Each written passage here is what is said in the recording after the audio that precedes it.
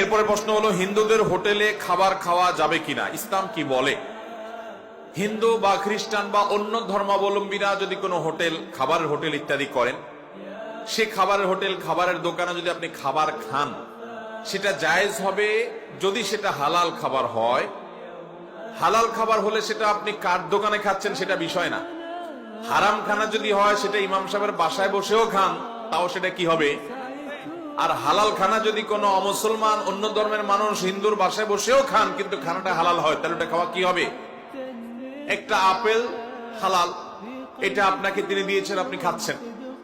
অথবা তার দোকানে গেছেন, আপনি এক বোতল পানি ইনটেক কিনেছেন, আপনি পান করছেন। বা কোনো খাবার আপনি কিনেছেন যেটা হালাল, সেটা হিন্দুর দোকানে বসে খেলে যে হারাম হবে এমন কোনো কথা। তবে যদি সন্দেহ হয় যে এই খাবারের মধ্যে কোনো হারাম নাপাক কিছু মিশায় কিনা, ধর্মীয় কারণে বা অন্য কারণে, যদি এরকম জোরালো সন্দেহ হয় এবং এরকমটি অহরহ মিশানো হয়, এরকম যদি আপনি জানেন, তাহলে তো সেটা আপনার তাকওয়ার দাবি হবে ওই সন্দেহপূর্ণ বিষয় থেকে দূরে থাকা। দামা ইউরিবুকা ইলা মা লা ইউরিবুকা, হাদিসে আসছে, যেটা সন্দেহপূর্ণ ওইটাকে তুমি পরিহার করো, সন্দেহ মুক্তটা তুমি গ্রহণ করো, সেটা আপনি অবশ্যই চেষ্টা করবেন।